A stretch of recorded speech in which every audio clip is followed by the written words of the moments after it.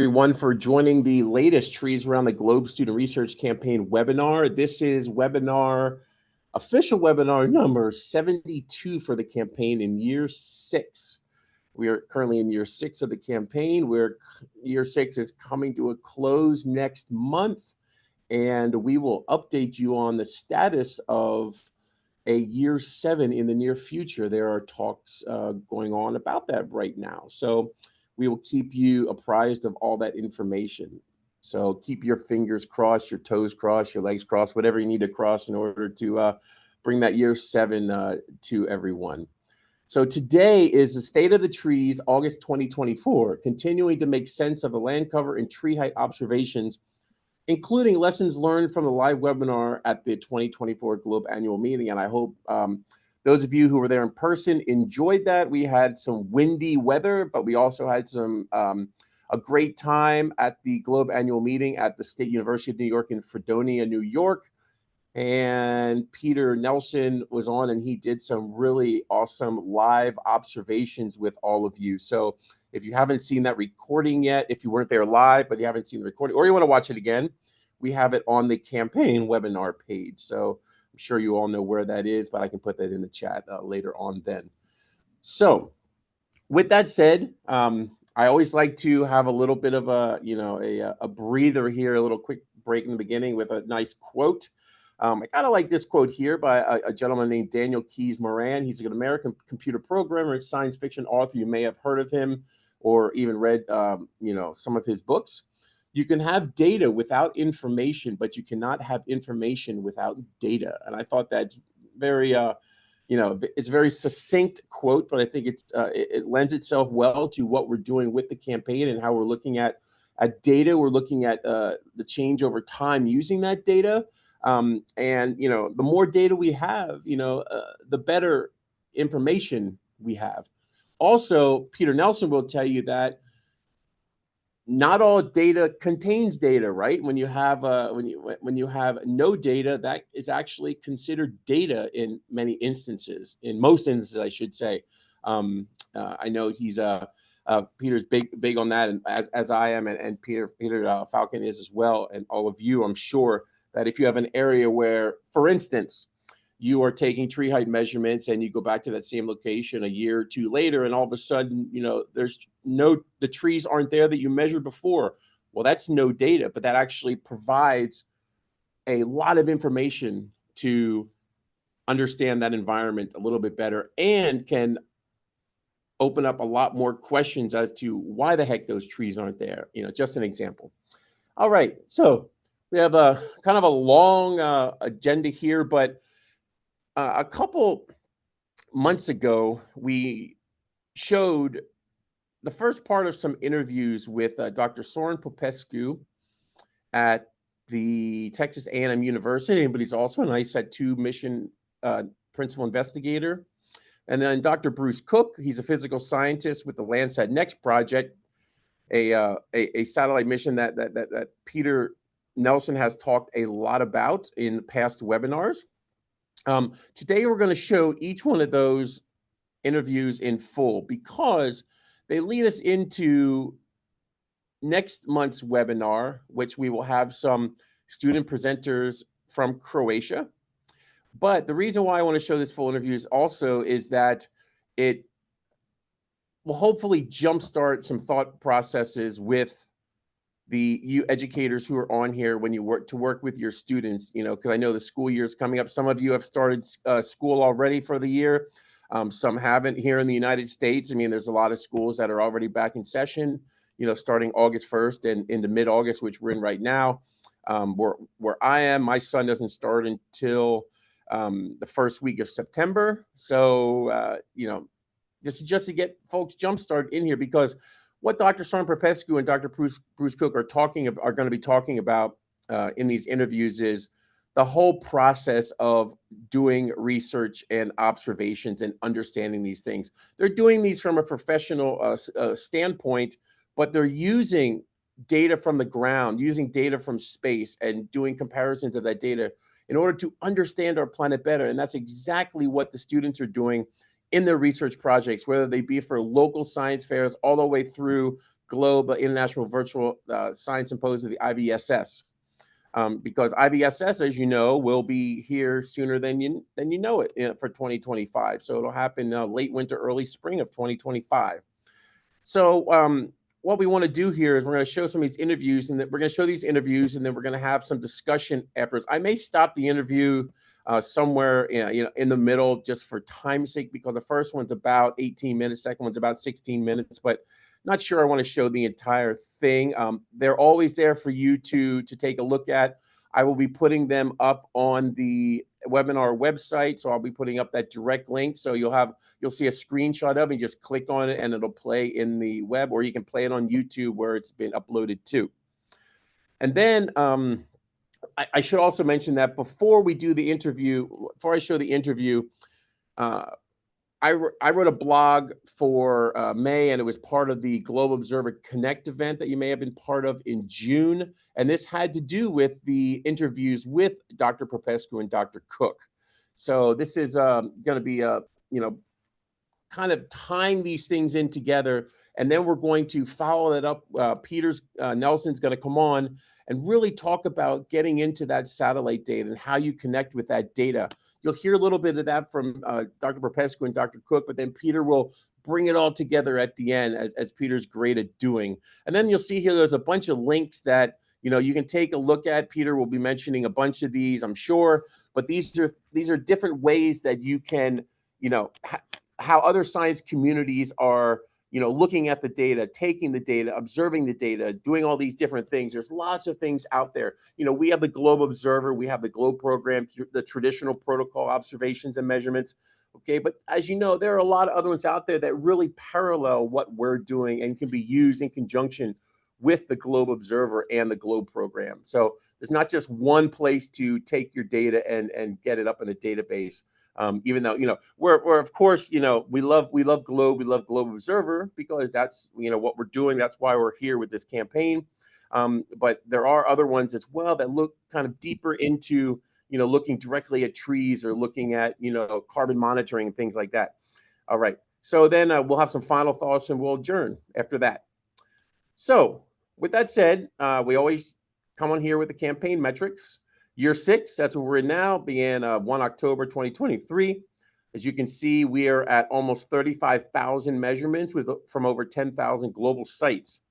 And we have over 203,900 observations from over 64,500 global sites since the campaign began. And these are just the tree height, land cover, green up, green down.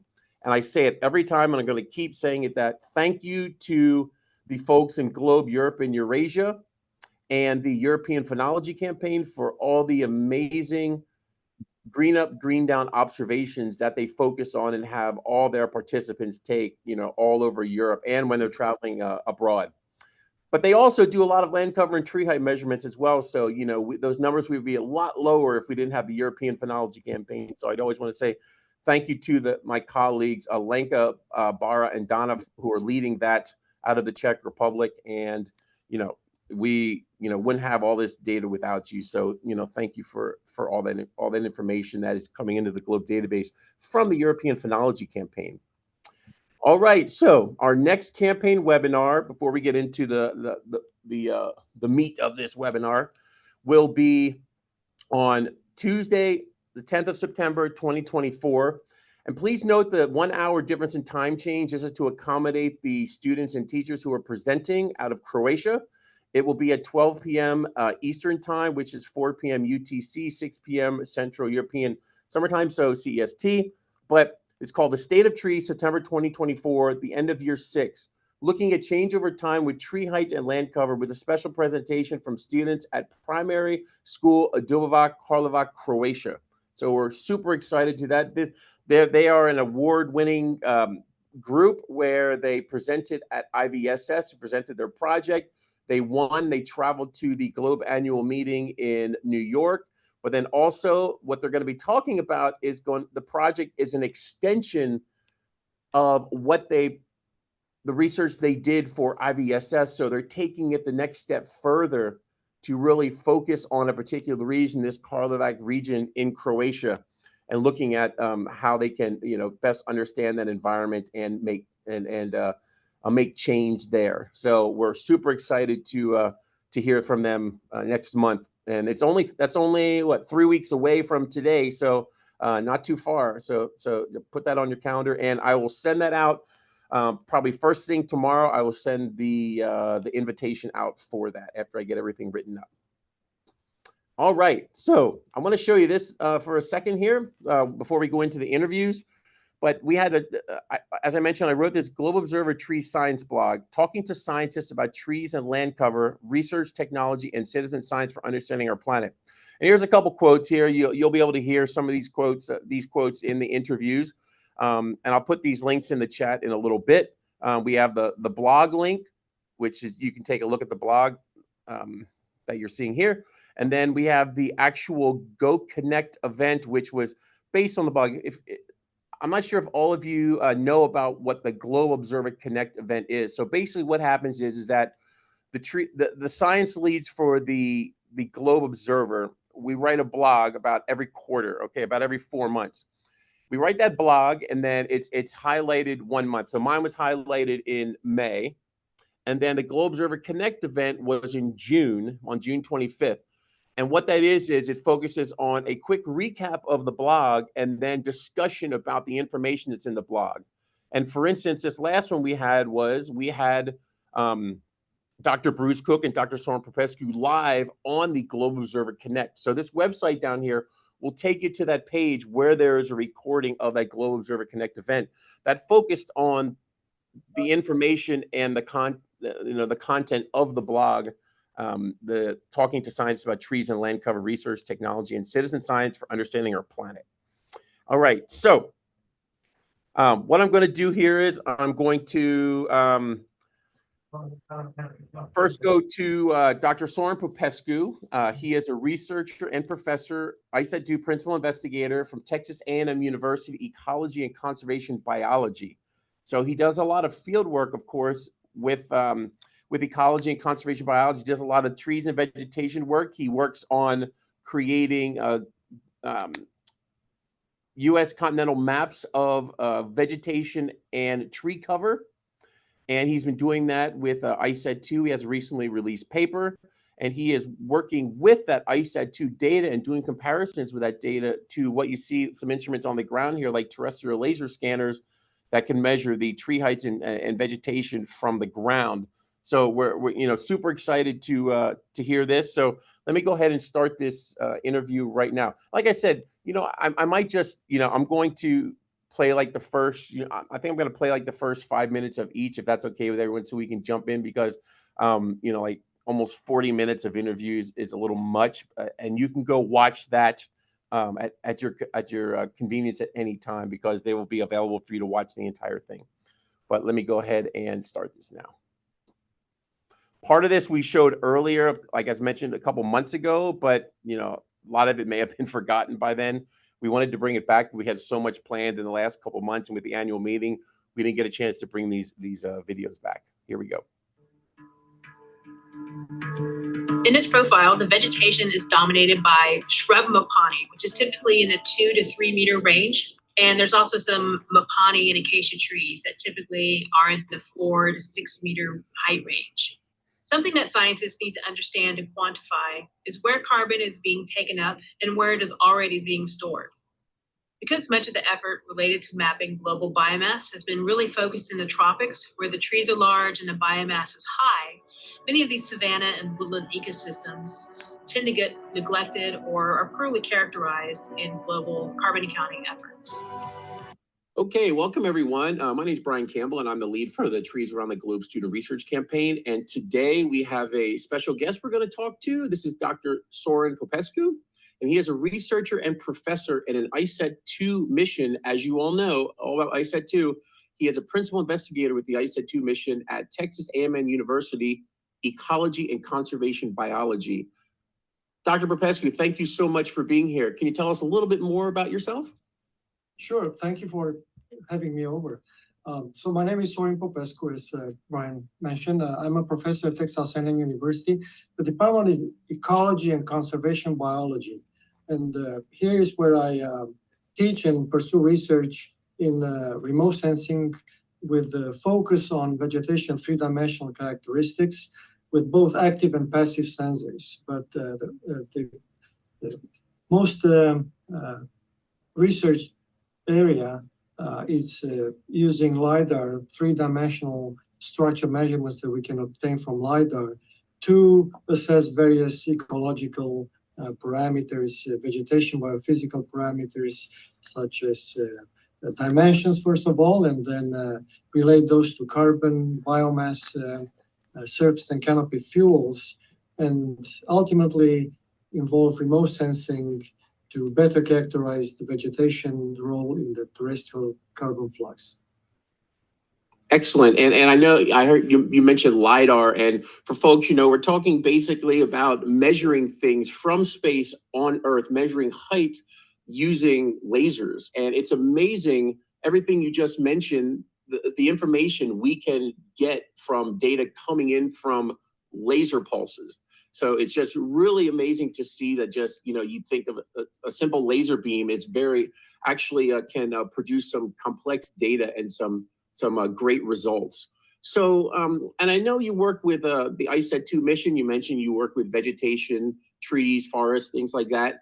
And with ICET-2, when you decided you were going to work on ICET-2, what are some of the thought processes that popped up in your head, like visions you had about what you'd like ICET-2 to be able to do based upon your research interests? Yeah, very good question. So to answer the question, probably I need to go back a bit and talk about my initial involvement with LiDAR. So with ICET-2, I've been involved since 2014 as a member of the science definition team, which later evolved after launch into the science team. But my involvement with LiDAR starts earlier than that. Actually, in 1998, when I participated in a NASA graduate student summer program at Goddard. And that's when I got the first hands-on experience with a LiDAR data set and airborne LiDAR data that fascinated me for the first time to see trees in a digital 3D model. And that's when my vision sort of emerged about the potential of tree measurements, vegetation measurements with LiDAR, and what advancements in vegetation science that could bring. So after that, I pursued my research initially in plot to local scale measurements with LiDAR, but I realized that those LiDAR acquisitions from the airborne LiDAR, were expensive at the time. So I thought it is so nice to use data like Landsat, for example, from space that's available at the time you want to investigate it. It's affordable and covers a wide area from local to regional and global. So as such, my vision was to maybe one day have spaceborne LiDAR for vegetation studies that was affordable, provided up-to-date observations, and allowed us to scale from plot to local to regional and then global scales. And I was excited in 2003 to see the first ICET mission with the glass instrument. So that's 21 years ago, almost to the date when ICET, the first ICET mission started collecting data. But the next one that really excited me was ICET-2, that improved on the LiDAR technology. It's a photon counting LiDAR from space. So it's a pretty amazing technology to think about being able to count photons of the laser light that get returned to the satellite. It has a much better footprint size and sampling design for vegetation studies. And I also got to be at the launch, which was a very exciting time. But the excitement was not over with just the launch. Then in 2019, we got to visualize the first vegetation profile from ISAT-2, and the on-orbit data really looked fantastic. We were a bit nervous to see the first data from space, photon counting LiDAR, but it looked great. And to these days, it proves to be extremely useful. And I'm happy to mention that we just completed the first vegetation canopy height mapping product with ISAT-2 data that covers the continental US at Landsat-like spatial resolution. So that was the initial vision, and here we are. We have LiDAR from space that keeps improving, data keeps accumulating. It's not only ISAT, it's JEDI as well. So it's really, I think, an exciting moment to do vegetation science with LiDAR from space. All right, so I wanted to show that because that shows you how he started getting into the research and what got him excited. And that's one of the things that we really want the students and educators, to get excited about that science, to learn more about it. He started working, as a really on this graduate student, and he talked a lot about LiDAR. And those of you who, may have forgotten what LiDAR is light detection and ranging. It's basically lasers, okay? But it stands for light detection and ranging. So he's talking about photon counting, and as you know, that's how ISAT-2 takes observations. So with that said, I'm going to jump to Dr. Cook, because he'll also talk about what got him excited about it and how he uses that data, but he does it in a different way because he's using Landsat. Because as you know, we focus a lot on tree height, which this is why Dr. Popescu is here. He's doing the vegetation and tree height and where the trees are type of thing, with the continental United States, creating an entire map of the United States. But then we have Dr. Bruce Cook, who's with the Landsat project. He's looking at land cover, land data, land use, and looking at change over time using the Landsat suite of satellites that have been around for over 52 years. But he's the project scientist for Landsat Next. So I'm going to start this one here, and then I have a couple slides I want to showcase that is going to lead up to Peder Nelson's discussion after we hear from Dr. Bruce Cook. And I also mentioned again that he's a NASA physical scientist at the Goddard Space Flight Center in Greenbelt, Maryland, in the United States, and he is the project scientist, basically the lead scientist for the Landsat Next mission. So let me go ahead and start this. We live on this planet Earth. We all know that we want to leave this planet for our children. We know the importance of sustainability, and I think that's what Landsat's all about. It's about helping us manage the planet that we live on for the long term, and that's why it's there, and that's why it continues to be here, and I expect it to be there for the next generation as well.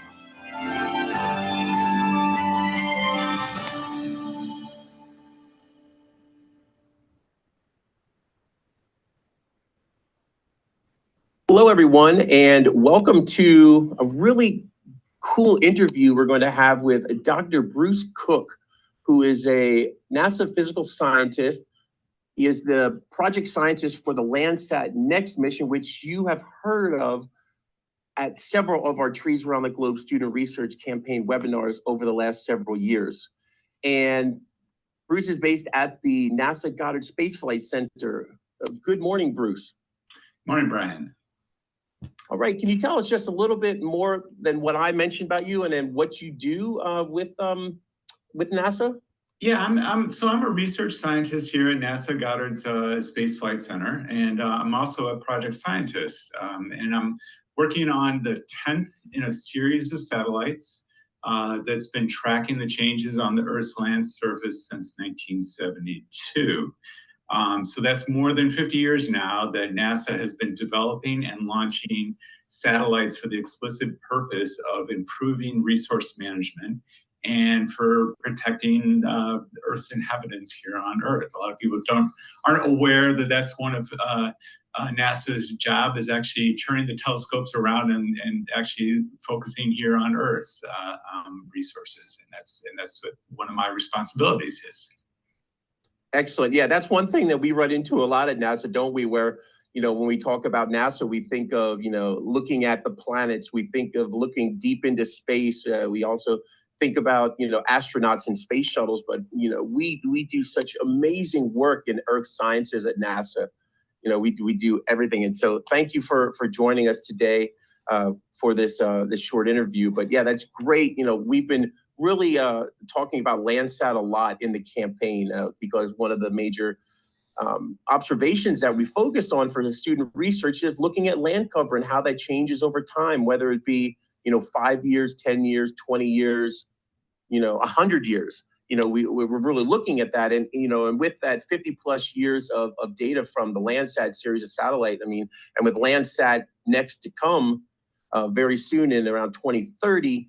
We're going to have such an amazing database of Earth science data that's really going to see how things on our planet have changed over time, how we can use that data to protect our planet, as you mentioned, and then really see how our planet's responding to a changing climate, literally every day.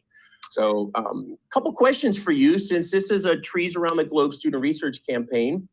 Let's talk a little bit about research. And, when students, as part of the campaign, they often have some difficulty figuring out what they want to research and how they want to do it. And I know with scientists such as yourself, when you look at what you want to do, you come up with some science questions, you come up with visions initially that help guide you to what you want a satellite to do and how it can benefit everybody, using that science at some point. So when you started to plan, with your colleagues, Landsat Next, what were some of the initial things that you were thinking about, like visions that you were having of what you want the satellite to do, what you wanted to tell us? Well, when you inherit a 50-year-old program, the first thing you want to do is you make sure you don't break it, right? That's the first thing you do. But with a 50-year-old program too, is you always want to inject new technology into something like that. It's the same thing. You go to the store and you want to buy a new iPhone or a new phone. You want to get the latest technology, but you also want to make sure that you have continuity with the past too. That you want to have backward continuity with the past, so that you have this continuation of your time series of the previous measurements. So you have this backward compatibility with your existing measurement record. That may be continuity with the bands, the spectral bands. It may be continuity with the measurements, that you're having the same coverage, the global coverage. You want to make sure that you're getting that same comparison, so that you can have this, what we call the ability to compare measurements not only from place to place on the globe, so they're comparable, but also to be able to go back into time. We often compare Landsat as being able to step into a time machine, that you can go back into time and have those comparable measurements, both in space and in time. I think all of us know, if you're taking a picture of some place with your phone or with my phone, we'll have two different images, and they're not necessarily comparable because they're from two different cameras. But Landsat's cameras, even though this, as I mentioned, this is the 10th satellite, they're very well calibrated to one another, such that we have comparable images, comparable data sets to compare the data from one imager, one instrument to the next over the long time series. And that's a unique aspect of the Landsat series of measurements, is that they can be compared over the time, over the length of this 50-year history. That's all right. I'm going to stop it there for time's sake. And like I mentioned, that we do have both of these interviews in their entirety available to you. These are the YouTube links. I know they're pretty long. I will put those in the chat after when I get back on, after I pass it over to Peder Nelson. But with that said, I think main reason why I wanted to show these part of the interviews is, we talked about, we're always talking about student research. How do students get started? What data do they need to use? What are the type of thought processes they need to use to figure out what type of research project they're going to do, how they're going to analyze that data, how they're going to take the data, how they're going to analyze data, how they're going to make sense of the data. And this is where a lot of the information, well, all the information that Peder Nelson brings to our campaign is super important, because Peder guides us well through how we can do that. What are the tools that are out there? The tools that are, they're not necessarily always simplistic, but Peder lets us, finds a way to show us how they're able to be used with the data that we're collecting or data that you're grabbing off of Globe. And as you know, with the IVSS coming up, may have heard that it's going to be looking at 30 years of data, because Globe program will be 30 years next year, 30 years old next year. So the focus on that is looking at 30 years of data, and it's not just the data that the students collect themselves for the research projects. It's going into the Globe database and looking for data over the last 30 years for whatever location they're researching, but then also looking at satellite data over the 30-year period, and then as also using the online tools that Peder brings to us each month to do that analysis as well, and to visualize that data, have it make sense in the real world. Okay. So with that said, I'm just going to show you a couple examples here, and then I'm going to pass it over to Peder. I've shown some of these before with some of the observations I did in Wallops, but I wanted to show you that, Peder's going to get into talking about, how you connect with the data, what are some of those online data tools that can be used. I'm just focusing on a couple here, the Open Altimetry, the Global Land Analysis and Discovery, GLAD, and then and further with that is a Google Earth, Google Earth Engine app, the Global Forest Canopy Height. The last two go hand in hand. Brian, I kicked you off, so you need to share your screen again. Oh, okay. Sorry. I started sharing too early. Sorry about that interruption, everyone. It's all good. Let me go back in here. It's all good. All right. Slideshow, play from current slide. How's that look? Is it back up? It sure is, Brian. Great, sweet. Okay, cool. All right. As you know, we're all informal here. Whatever technology, we understand. Technology, a lot of it only works until you need it. So, but yeah, it's easy to hit a button. So I'm going to show you a couple things here, because as you know, we've used Open Altimetry. And our friend from Greece here was talking about he's going to be using some Open Altimetry soon. We had a discussion before we started the webinar today. But you can do some comparisons with the tree height and ISAT2 data. And then you can look at these other things like GLAD and the forest canopy height, from 2015 through 2019. And hopefully that'll be updated soon. Some of it may be taking into account some of Dr. Sorin Popescu's data and maps that he has created. What I want to show you this here is that here we have this local example. And I say local, it's local to me.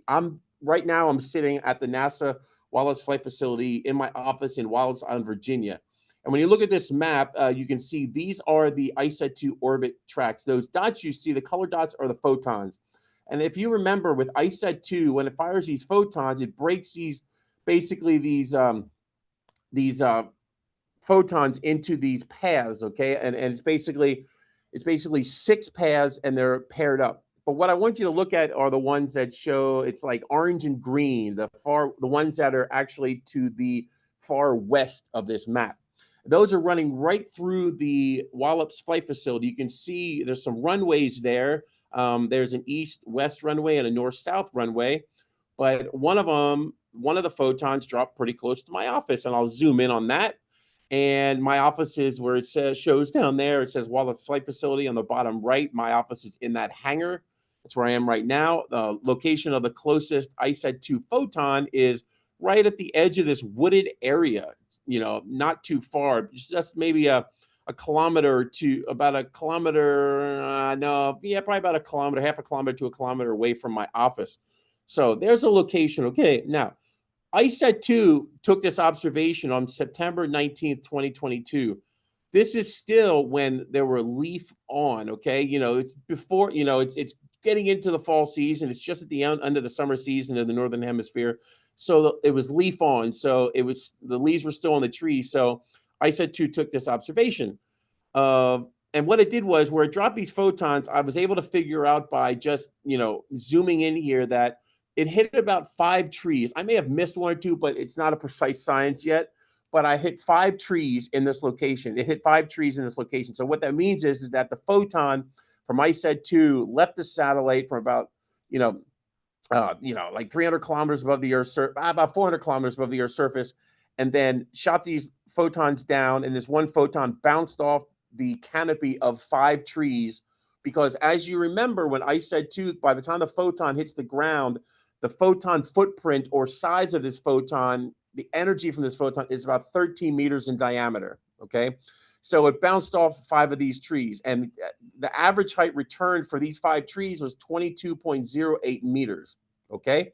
So I went out and I measured these 5 trees, but I didn't do it because I didn't realize ICED-2 hit that spot until later on, because there is something called data latency in the database with ICED-2 and Open Altimetry. What means is that the data, because there's so much of it, about a terabyte or 2 a day, it comes from the satellite. So they basically process the data in batches. So you're going to get a lot of data, which makes a lot of data processed. So it jumps up in the calendar, and then there's like a lull for a little bit where a couple months or so, and then another batch gets processed. So we get this this weird curve of data coming in, and that's only a byproduct of the amount of data coming in that the system with Open Altimetry at the National Sunrise Data Center and all the other satellite data coming in from other missions, it doesn't have the capability to process it real time. So with that said, I took measurements during leaf off on the 23rd of February, 2023, and I got an average of all of these trees at 23.90 meters, and that's about 1.8 meter difference during this time between ICED-2 and mine. And is this exact? No, definitely not, okay? Because, ICED-2 takes much more precise measurements than I do. I might have missed a tree, but I think I got the majority of the trees that were in that photon footprint. All right, now, with that said, I was using some of those other tools to look to see how close I may have gotten. Okay, so remember on the left here, ICED-2 measured these trees at 22.08 meters. I went and measured these at the 23.90 meters. Okay, so mine was a little higher. When I went into the Global Forest Canopy Height 2019, I was able to find this. I found this exact spot. I popped in the latitude and longitude here, and this data from the JEDI mission, remember JEDI is on the International Space Station. It's a global ecosystems dynamics investigation, and it's an instrument that looks at just measuring tree height along in that basically from the 56 degrees north to 56 degrees south latitude, okay, because that is basically what it can see from the International Space Station. And it estimated this same photon from ICED-2, but this is from JEDI at the same spot at about 21 meters, so pretty close.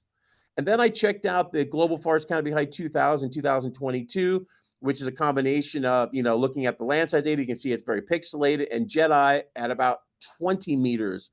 So you can see I did a comparison from multiple things. I took the measurements, I compared it with ICED-2, compared it with JEDI, and then there was this combination of the Global Forest Canopy Height between 2000 and 2020, Landsat and JEDI. So I think this lends itself well to showing you that there are different sources out there for students to look at this data. And with that said, I'm going to now stop sharing and I'll pass it over to Peder Nelson. So Peder, take it away.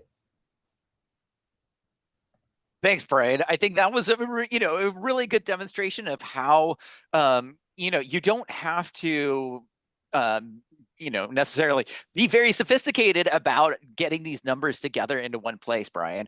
And I really appreciate that because, part of what you showed is that there's a little variability around all of these different estates of these locations, right? And so, to me, that's one of these important pieces is our science endeavor that, different instruments allow us to make different estimates. And depending on what we're trying to do with our science question, that really might matter a lot. or it might matter a lot less than what we want, than what we may realize. And so, I'm really glad that one, you got your area mapped. It wasn't one of those places where we didn't predict any trees there. So that was one good confirmation that you were able to do, even just by going through and identifying that it was not zero. Like you highlighted at the beginning there, Brian, that just being able to see, are we mapping the same things? Do we recognize that there's the presence of the trees is a really important activity that you did first off, right off the bat, and you just kind of skipped right over that. But that whole thing of just, is there a presence of trees in these locations, is really that very basic question that we want to really highlight. How just using Globe Observer, I want to show you one particular graph here. Out of all of the 70 attributes that come in from the Globe Observer land cover protocol, you can map things, you can look at things in all kinds of different ways. But importantly, if we don't have a label for our pixels, for our measurements, we have to do exactly what Brian just showed us. We have to go to other data to fill in this gap. And so I just want to really highlight that a lot of our data from Globe Observer land cover are photos. We don't know what's really in those photos. Okay, so this is why, to really make use out of the data, the spectral measurements that are coming in, even with our tree height, what kind of tree is that? Do we expect to have leaves on the tree at that time, like Brian showed us, or are there going to be no leaves on the trees? And so again, I want to highlight that our Globe Observer community is contributing to this leaf on, leaf off pattern that we can see very clearly in our data over since 2019, since our campaign really began. There's some different variations over time, but this very simple question that we're asking people with their surface conditions, are there leaves on the trees? Yes or no? We can just map that out or put that onto a graph, and we really do see this phenology cycle that we would recognize in the Northern Hemisphere. Okay, so I just want to highlight, this sort of information, this yes/no sort of questions are really very useful when you start doing this comparison. And if you want to go deeper, well, that's where, we want to really help fill in these gaps. And again, making sure that what we're seeing when we talk about green on the ground and is a really important piece, because photosynthesis is not all the same. Right? In particular, we're looking for long-lived photosynthesis, long-lived carbon sequestration that's out there, right? And so I want to take us back to something, that I highlighted in the middle of what Brian was talking about.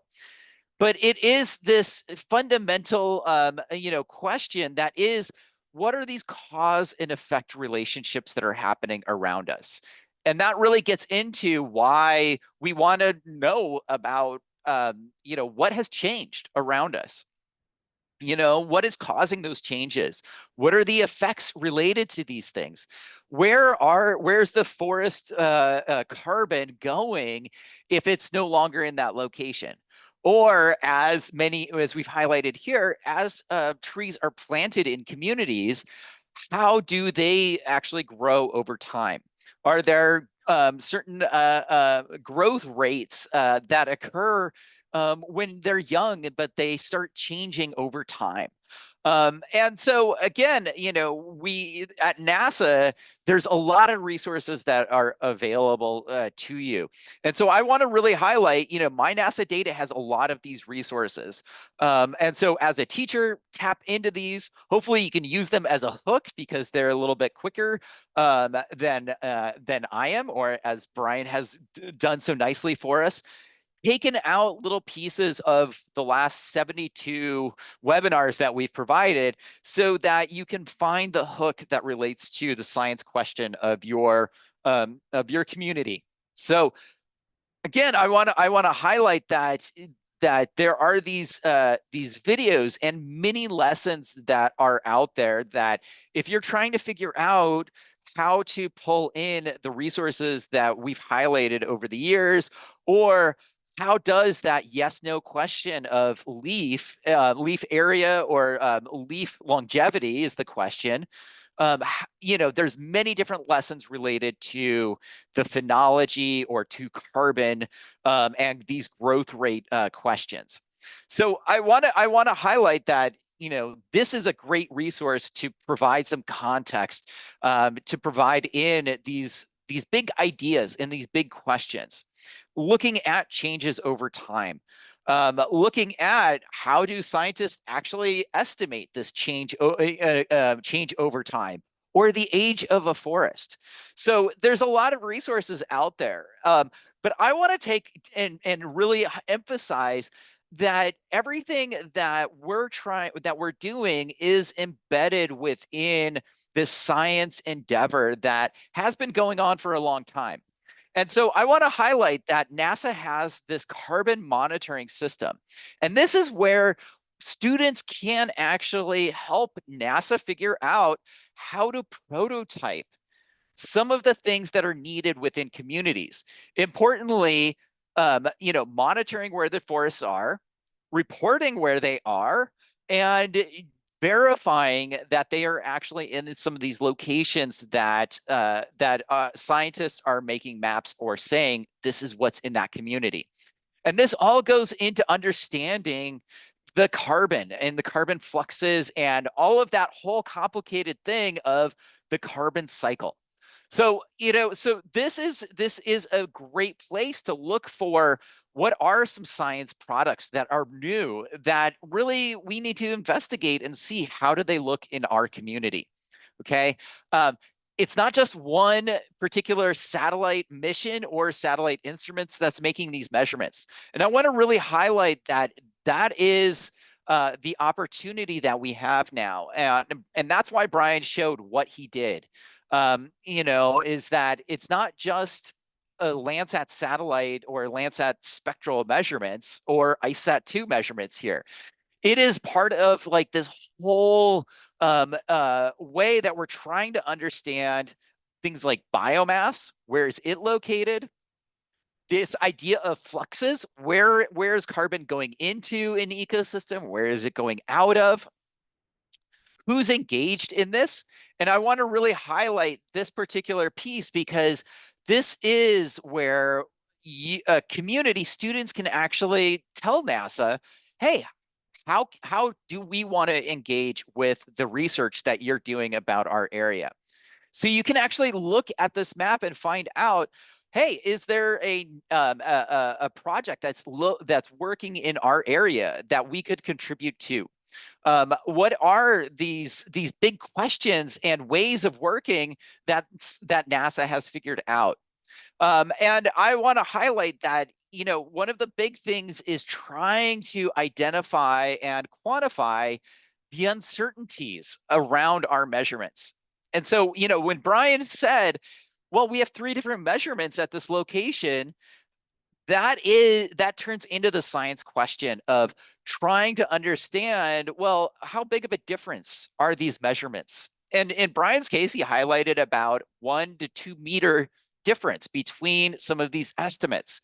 And that could be 1 year's worth of growth for some tree species, or that could just be simply, if you look at the specifications of the instrument, well, that is part of the error that's there. There is that how precise of these measurements are this instrument able to make.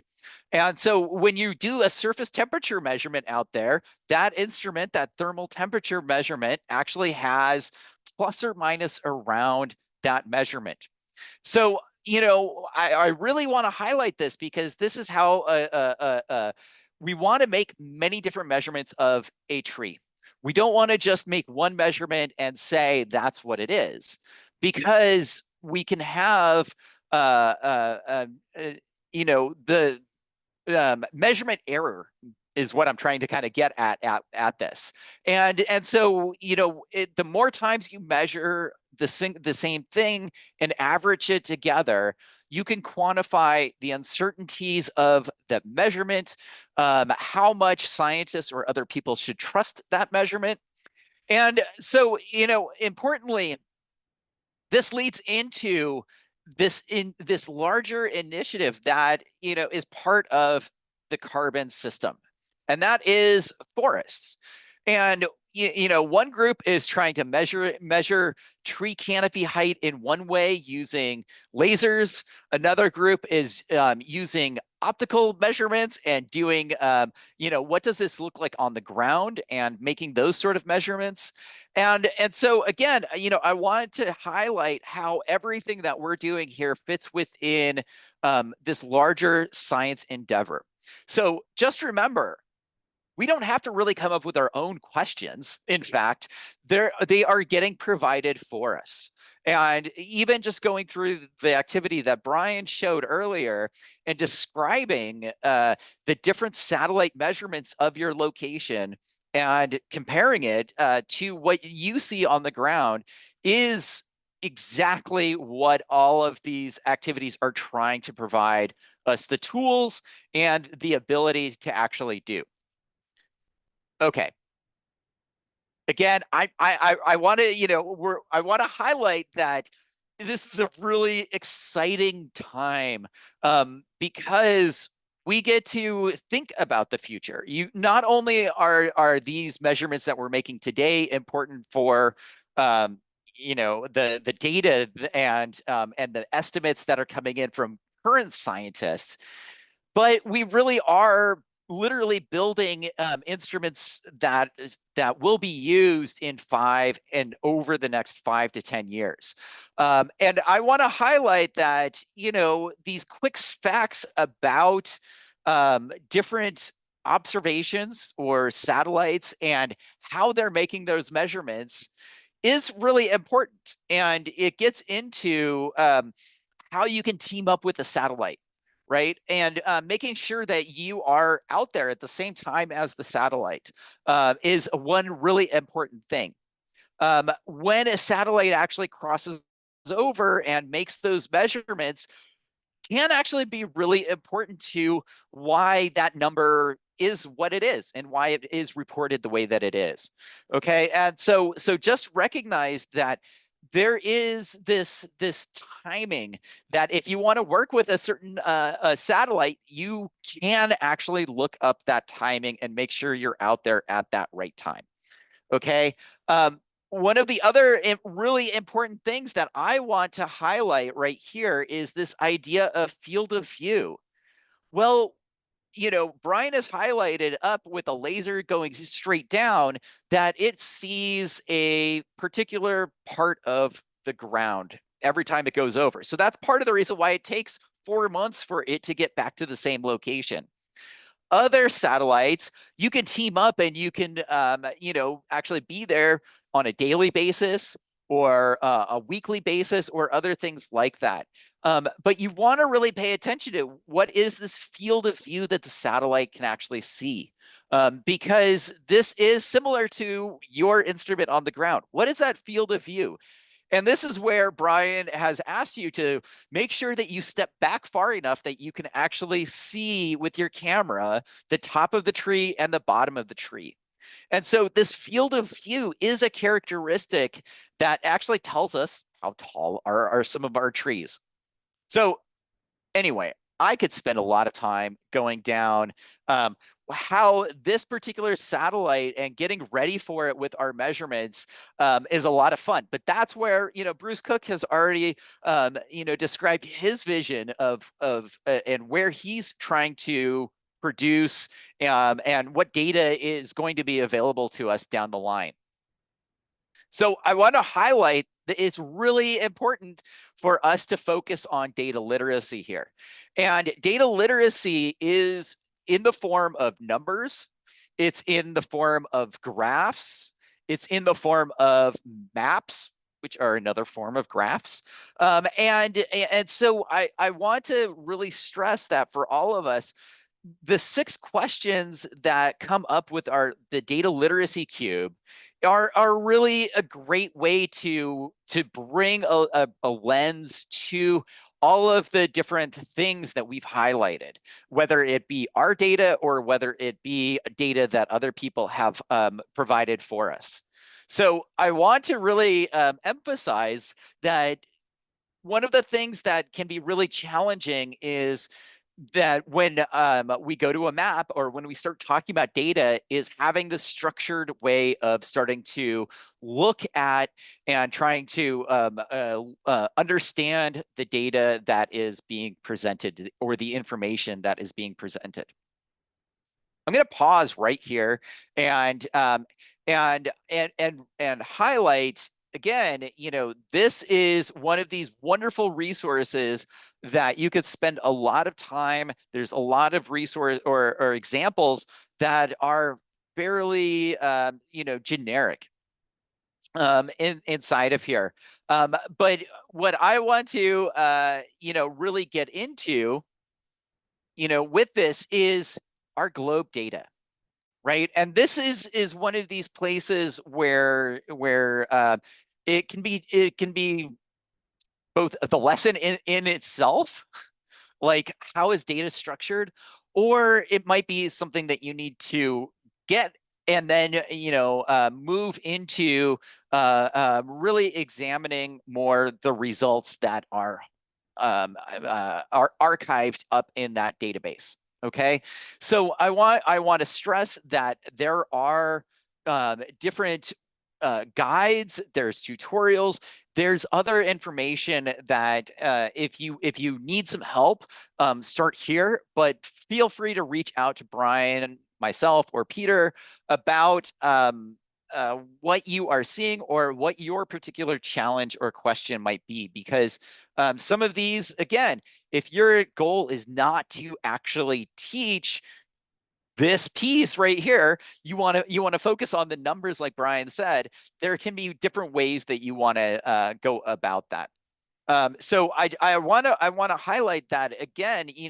One of the things that we're trying to do here is connect this archive of data together with the satellite data that's available to us. Okay, and I want to show, the easiest and the first place to go with some of this is to our globe visualization system, right?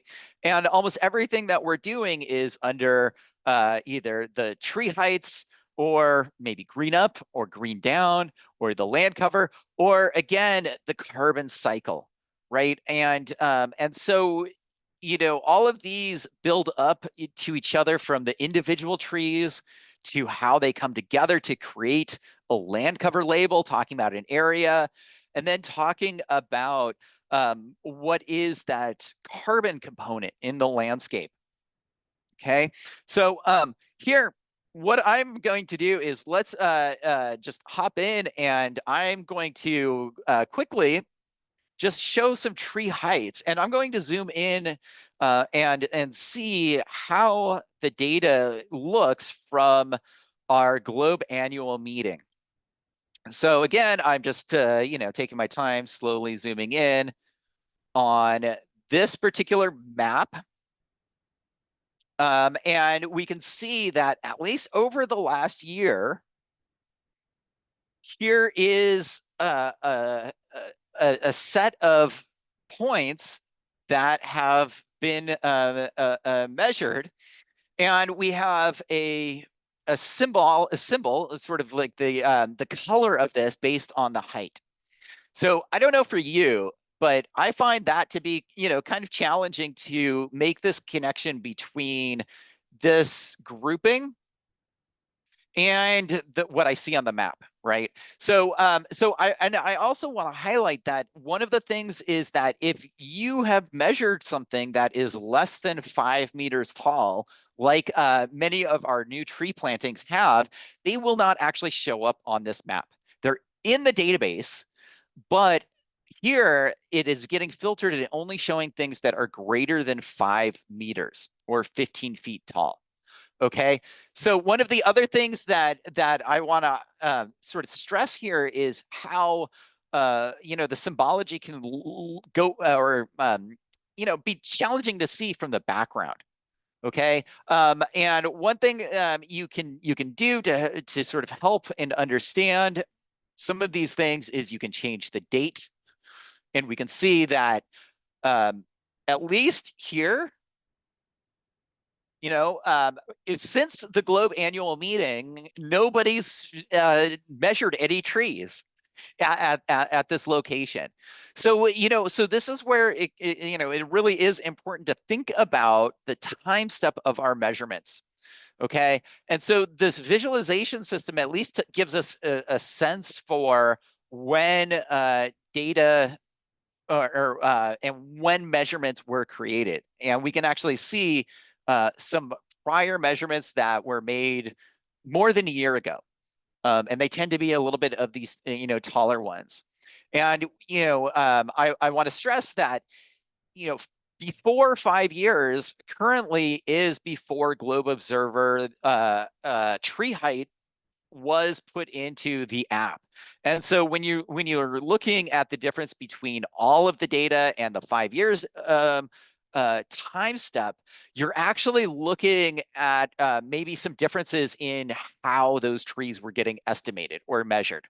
Okay, so that's one of the other things too, is that this lumps together whether it's made with the clinometer estimate or whether it is being estimated using Globe Observer and the gyroscope and the various tools and sensors that are there. Okay, so that way of making our measurement is not really emphasized here, and we're treating them all the same.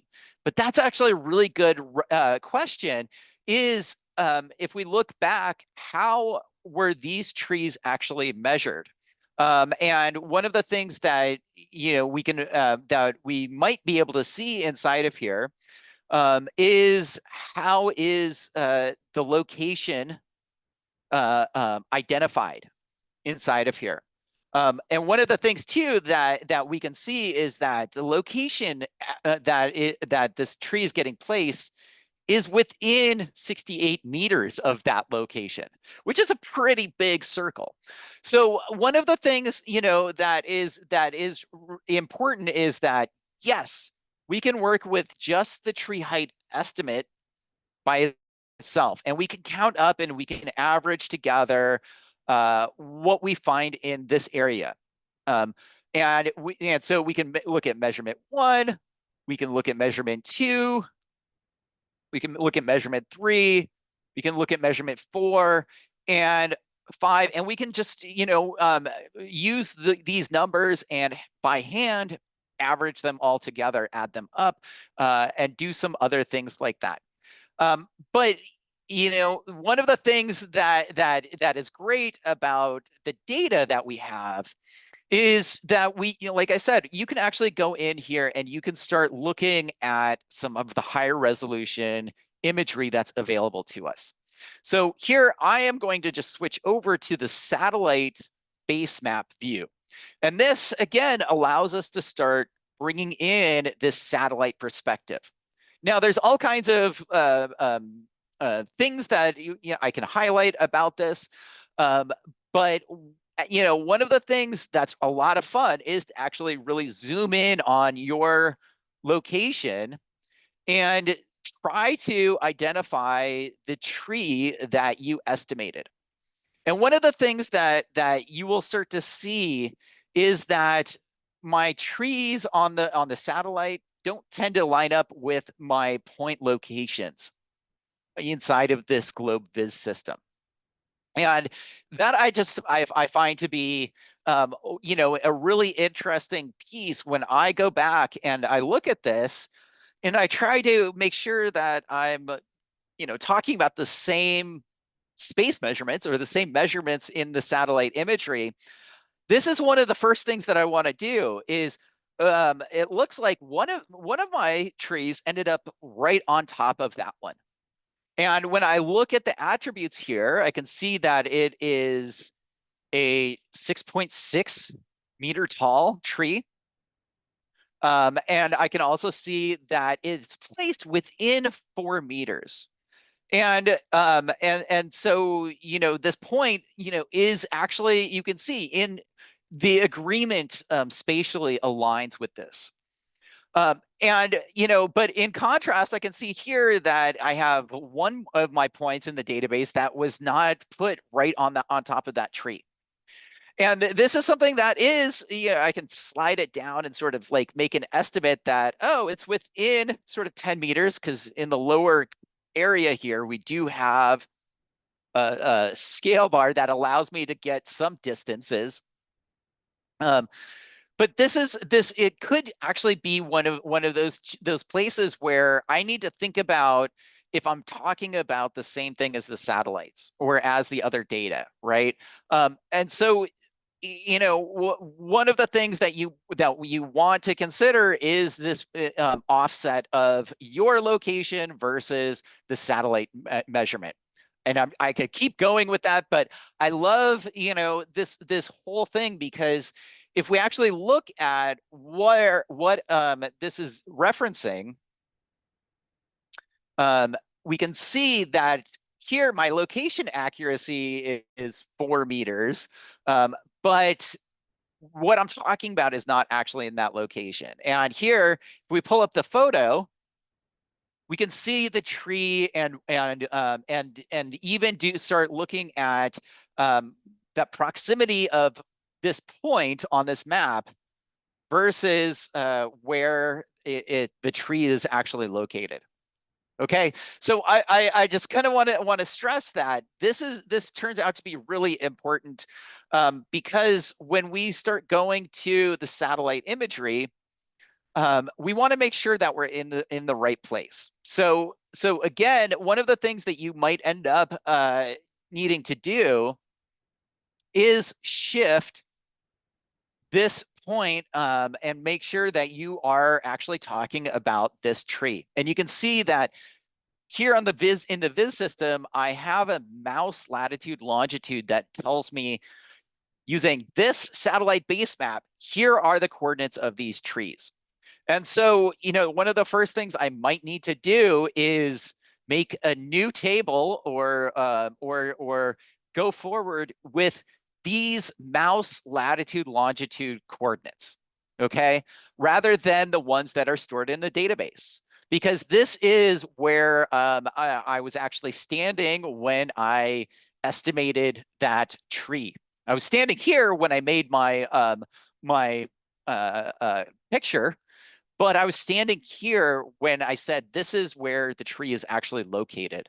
Okay, so, you know, so to me, this is just, it's a really important piece, because when you are zoomed out, you may not see the details, and you can see how, oh yeah, they're kind of in the right place at this scale. But when I actually zoom in, we can start to see some differences. And here I want to zoom in, because this was an area that Brian highlighted in our webinar, where we made an estimate of these trees right here on the corner. And so these were the trees that we were actually talking about during the webinar. But you know, and where we actually made our estimates is down here. And so when we were trying to describe this particular tree, and in fact, it's a series of trees. If we pull up our photo from that, you'll see we made this estimate almost a month ago, 32 days.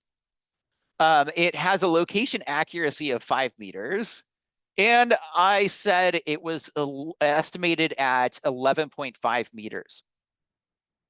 But we can see that, like, you know, my point didn't end up in the right location here. And again, you know, if we move down to our graph, we can see that I'm within that 5 meter range, you know, of the scale bar. So you know, even though it's putting it here, that's part of that uncertainty or that error that is part of what we estimate. And so, you know, so if you see something like this, again, you know, if you want to get what is the tree height of this location, you probably want to shift the coordinates and use the ones that are on that mouse latitude longitude. Again, you know, since we weren't able to see what was actually submitted, you can see here are the 3 trees that actually make up that grouping. And so you can see the pixelization or blurriness that occurs even in this higher resolution base map imagery.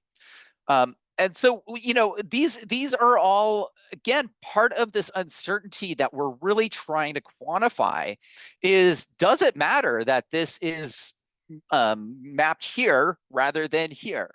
I estimated the tallest tree here to be 11.5 meters tall, but there's actually a couple other trees here.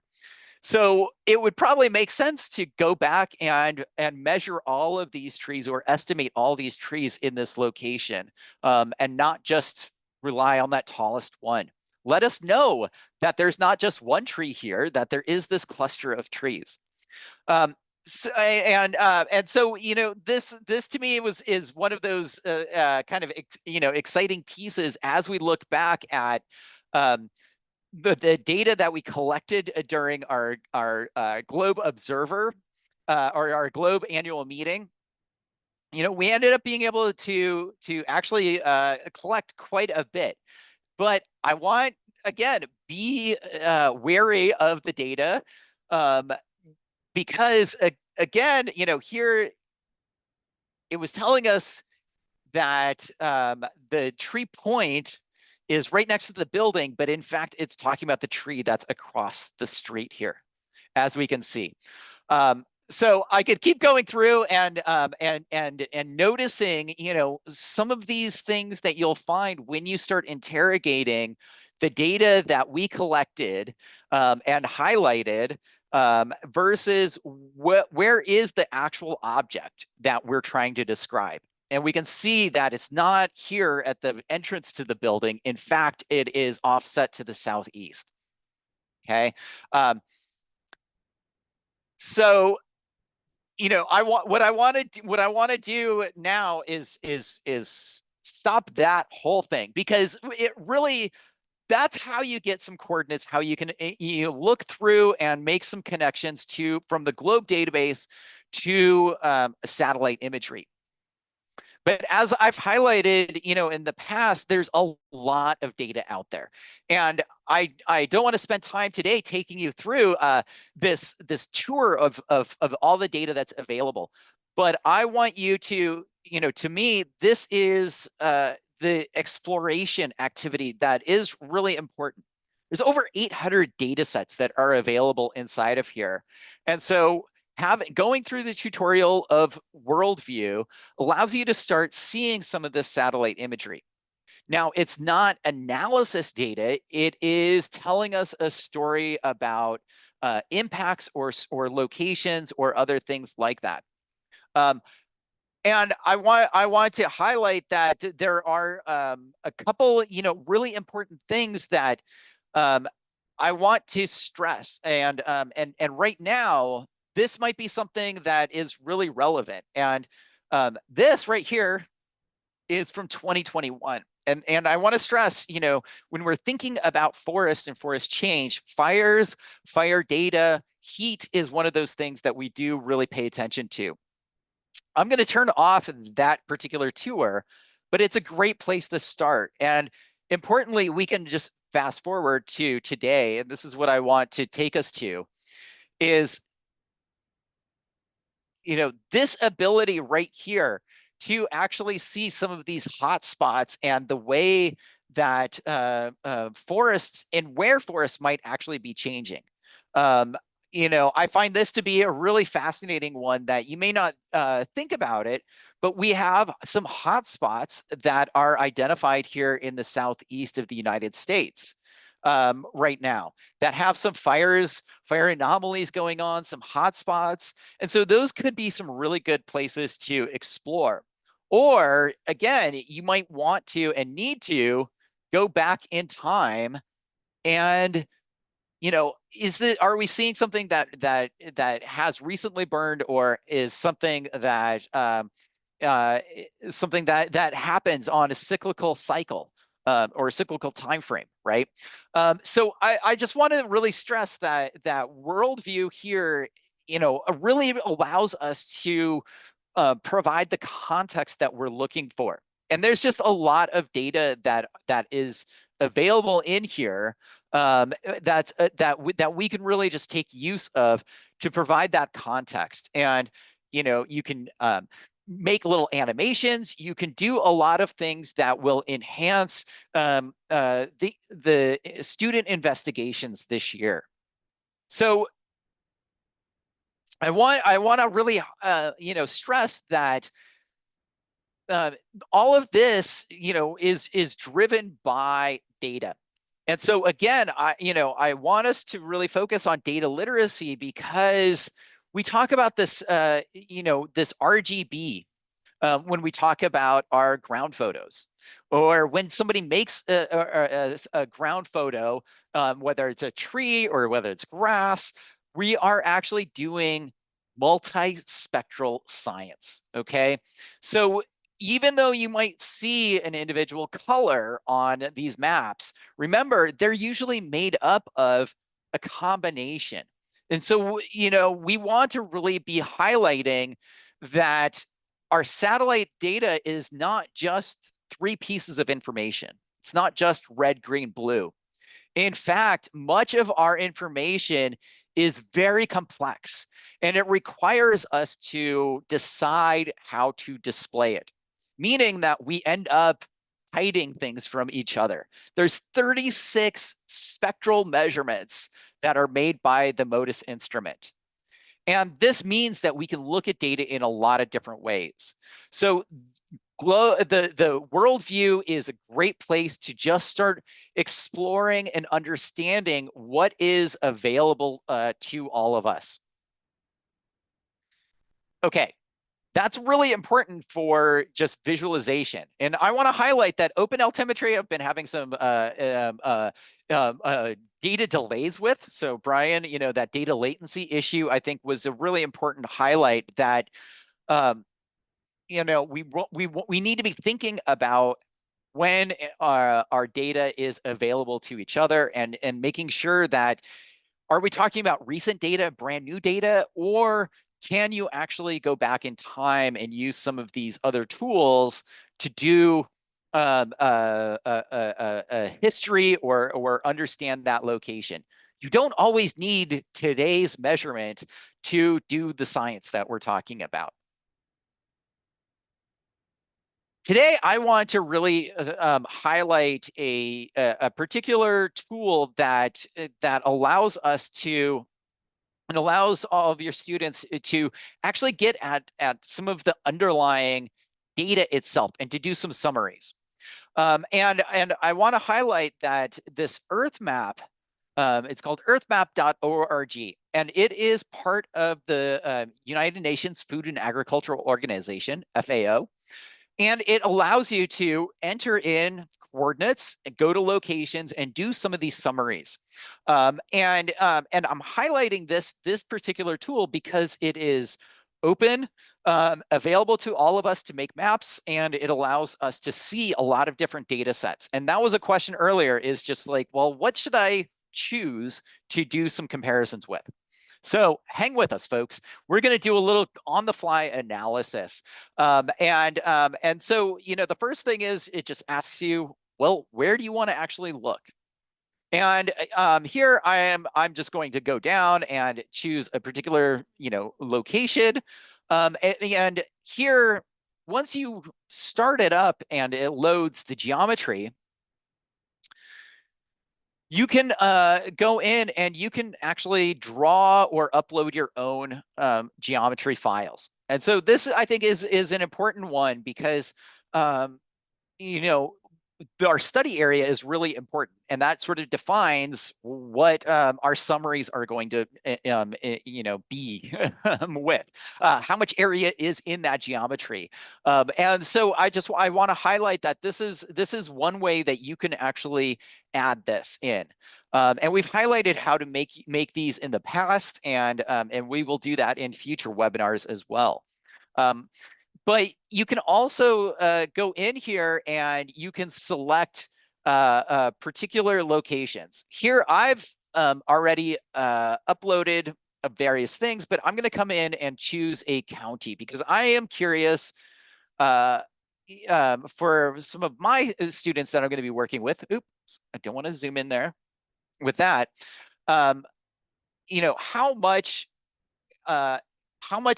tall are the trees in my area, or what is the land cover type in my particular area?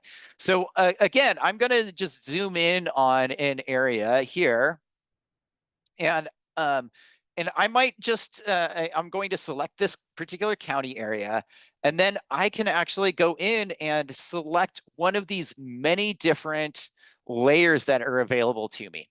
And we've talked a lot about climate zones, and here's a lot of information that helps you to summarize some of the information that you might need. I'm going to scroll down though to some of the forest pieces, and here I'm going to highlight a brand new data set that came out that really needs evaluation. And this is it's a 1 meter prediction of global canopy height. And so this is just, astounding. Now, it's not, the question is, how does this look in your area? So you can, you don't want to go too big, but you can actually look at this, at an area and get an estimate of how many pixels fall into the categories of your height. This is really kind of fascinating because here it's telling me that I actually have a tree somewhere in my county, in this county, that is 55 meters tall. The average in the county is 15 meters, and we have a few areas with a minimum of 1 meter tall trees. And I want to highlight that this is for a particular year. You can go in and you can find out all about this particular data set, how it was created. And I want to stress that there is a source that you can look at and understand more about how this data source was created and where these numbers come from. You can actually export this data as a comma-separated file so that you can put your own measurements on this distribution here. Make a new graph that actually shows where are the trees that you measured in relation to all of these in this particular area. So again, there is a lot of information inside that you can start, doing with a map like this. And so that's the reason why I really wanted to stress that it's important for us to pay attention to where your measurements are actually getting made. And then what you really want to do is zoom in on these locations. And I'm zooming in on another area because we've highlighted this before, and this is our moon tree area. And I'm going to just do this really quick because I want to show you that, especially with this higher resolution imagery, I don't know exactly where our moon tree is, but one of the things that I am going to try to do is change my window screen here really quick. Thanks for hanging with us, folks. And let's see. Yes, because I moved that away and I can actually change this to our satellite view. And here, this is the moon tree that we've highlighted in the past that we've measured. And what I want to do is I need to add a layer inside of here to be able to see this. So as I was highlighting, inside of here is a lot of data layers. So I'm going to go down, and you can see that we can actually turn on this global canopy. And I find this to be just very fascinating. Again, just because it has a fancy name associated with it doesn't mean that it's right. They are estimating that there is a tree in the middle of this building, but they're probably talking about this tree off to the side. They're also estimating a tree here in the middle of this building, and maybe that's what it was. But you can actually see here that because it's 1 meter, this is the tree, the moon tree that they're trying to map out right here. And so I can actually, you know, go in and I can just click a new point here, and it should go in and give me that, just that single point. Yes. All right. And so you can see that I finally got it back up for the point. Notice the coordinates. It tells me where I'm actually getting this value from, and it's estimating that that moon tree is only 7 meters tall. Okay.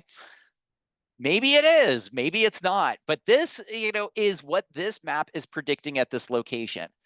This particular data layer gives us the ability to work at a 1 meter scale. And I wanted to highlight this because when you start zooming in, then you can start to see the individual trees, the individual tree canopy that is getting predicted by this particular data layer. And you can see it does a pretty good job, but there's places where there's just missing pixels or missing trees. This is what we're trying to help you to connect with.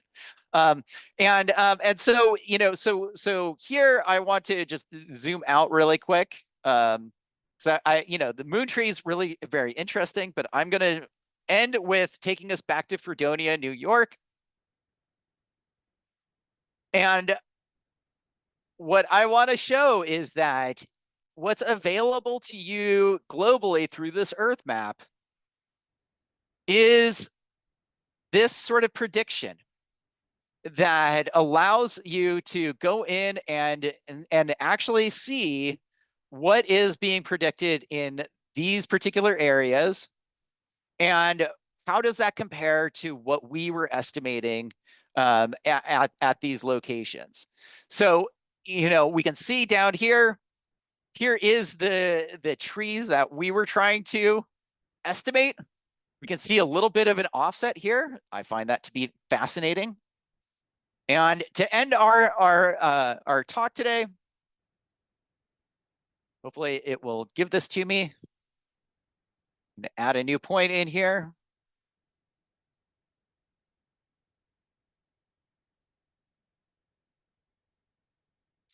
And we can see that here, the estimate was 8 meters tall. And that is, like Brian was highlighting, I go back here and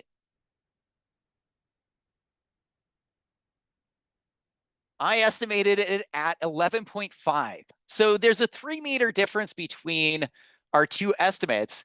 And here we can actually refer back to a particular data scientist, a map, and my contributions and this map, and the difference between them is brand new science that nobody has ever done before, especially with this particular tree.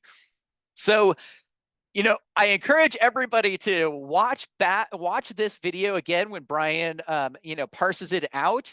We'll have the transcript, but you now have a method that allows you to take a prediction of a 1 meter canopy height data and compare it to your data that you are collecting.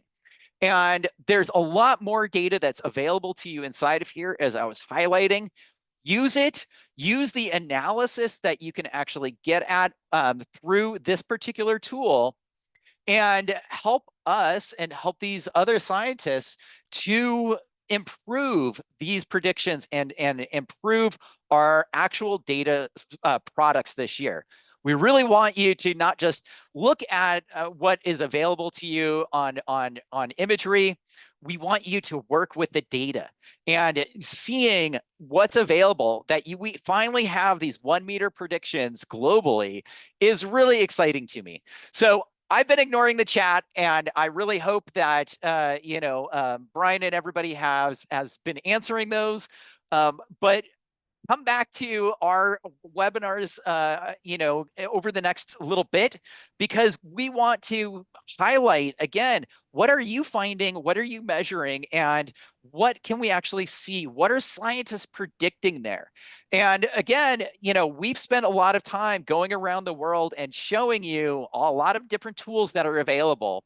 And I want to stress that here is a really important tool that allows you to actually make these connections between our data, your data, and what scientists are predicting, and are predicting in particular locations, that you can make your science projects this year very, very, very relevant to the community in a way that has been challenging in the past. So join us and let us know how we can help. And, to the many questions of what data do I use to compare myself to, any of these are what we're looking for. You can pick any of them, and I can guarantee you are providing new insights that very few people have done before. So really localize this data this year. And thanks so much for letting me take you on a tour of some of the wonderful tools that we've found and developed and been able to share with you over the last couple of years. Thank you, Hey, thanks, Peter. I have a couple of questions from the chat, if you don't mind answering them. Oh, I do not. I did go. Sorry, I did go in and answer a bunch of them relating to, I said, to an accuracy and stuff. But yeah, Peter's gonna ask these questions that I think are definitely suited for you. Yeah. One was what type of different data sets? Where did the data sets come from EarthMap? Just curious. Yeah. So EarthMap is bringing together data that has been peer reviewed. So that's one thing, is that it needs to go through a peer review and have a citation associated with it. So that's one way that you can see that they're authoritative. And then also they are pulling from some of these larger global projects that scientists are working on. And so one of the things is that these data sets really need to be global in scale. And so that's where we end up losing a lot of data, is that it's not globally consistent. So this data is, and that comes from science activities from science teams that NASA produces, the environment, European Space Agency, and so they've been produced by a lot of different groups. And so you got to look at that citation. You also have to pay attention to the year that was created, and that's one way that we're trying to build a little bit more traceability inside of these. And EarthMap has that ability for you to really connect to see the article that describes how that data set was created. Thanks, Peter. I know we're really good at saying we love our NASA data, but there's a lot of great data sets out there from other agencies, and we really encourage people to go out there and use them. And I think that's what you're saying here with EarthMap. A lot of this data is from different sources, but as you mentioned, it's vetted, so it's accurate for the most part. Yep. We saw from the image, but it looks like it's great data to use and research. Exactly, Peter. And like I said, one of the things about this is that with it being supported by the Food and Agricultural Organization, one of their main things is helping people manage their resources, right? And so a lot of the layers of data you'll see inside of here really are focused on photosynthesis, plant productivity. You'll see, a lot of things related to helping people understand how we're using these resources around us. And in that way, you can go find a lot of other reports to back up what you find in the map, because they're part of this reporting mechanism that most countries and globe countries are participating in.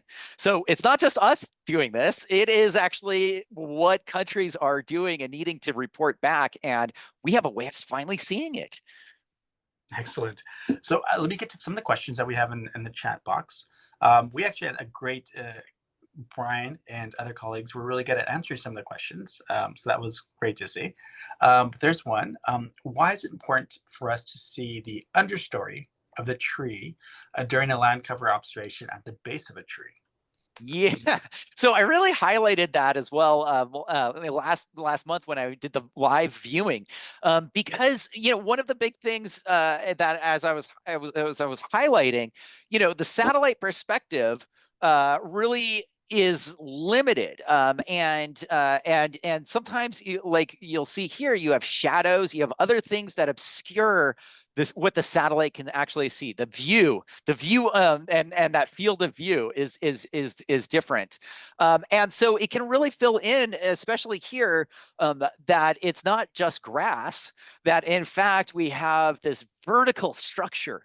And it's that vertical structure that is part of our definition, actually, of whether something is, short grass, medium grass, tall grass, or whether it's, short shrubs, medium shrubs, tall shrubs, or even whether it hits that 5-meter criteria of being classified as a tree. Right. And so this vertical structure is something that our ground photos really help to reveal in a way that our satellite imagery sometimes can mask, or just not really be able to descramble in the way that we need to be able to look at something like carbon and be able to describe that. So, and I'd add with the final thing, the phenology of the shrubs and the grass underneath those trees. Like here, we looked at an evergreen tree. Well, that's going to probably stay green most of the year. And so when we see this greenness go down, most of what we might be seeing is the not tree part. And so that's something that helps the satellite scientists, or using this pixel, to understand that there is still green here, but it's the grass that's actually changing colors, and that it's not actually the tree going leaf off. It is the grass that's going through some transition or changing colors with its photosynthesis. So it's a really fascinating part of detangling what's actually photosynthesizing. And that leaf longevity, again, is one of those things that gets into why do we see green when we do from space? When do we see green, or why do we not see green at certain times of the year? And really gets at that green up, green down aspect. And so a photo is a great, easy way of making that measurement. Thanks, Peter. Yeah, my pleasure. From Salim. This question is, let's see, let me find it. I just moved it away. What do you mean by connection? Connect the available database with the satellite data? Yeah, so there's a lot of different ways of connecting. And when I say the word connecting, a measurement of that tree being 5 meters tall is interesting. Okay, so a tree is 5 meters tall. What do I do with that information, right? Like, one, I now have a number, but that number really doesn't mean anything until I start comparing it to something else. Is that tall? Is that short?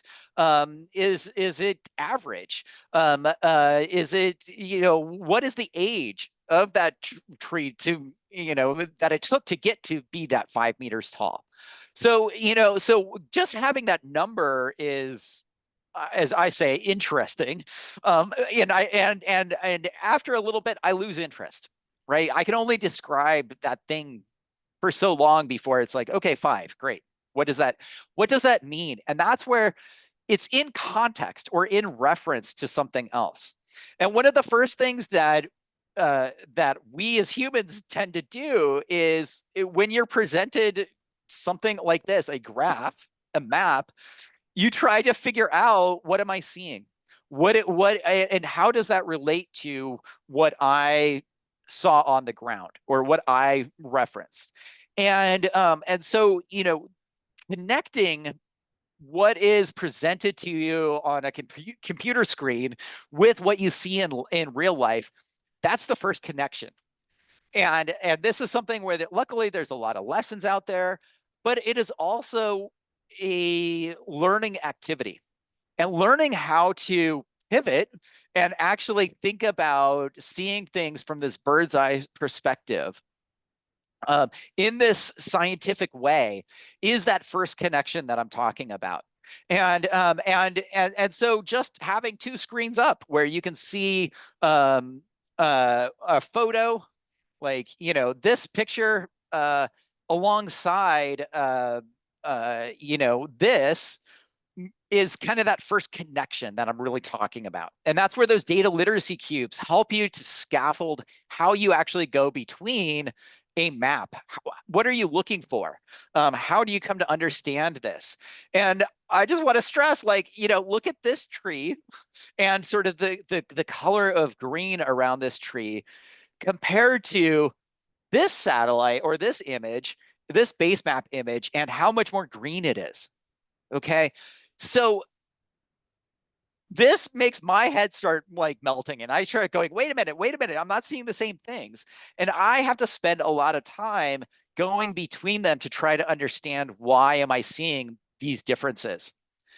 And so, just being able to do that, and that's where a lot of my questions come from as a scientist is, well, why is this one green and why is that other one brown?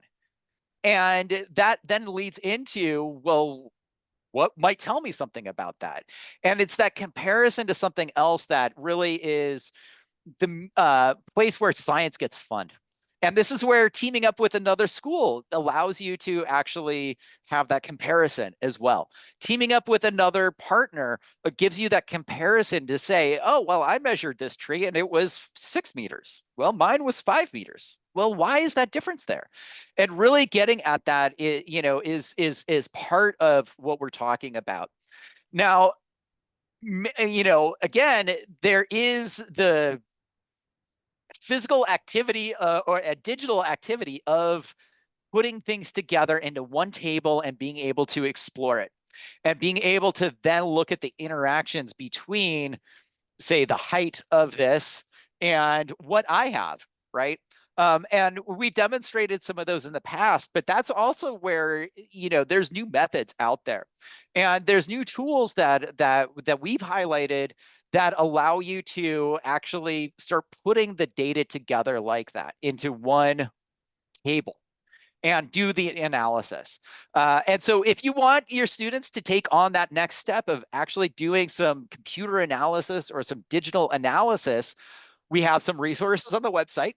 But we would also be glad to help you actually, to figure out, well, how do I actually, what are the steps involved to go from where I collected my data to the table like this, or to this sort of information?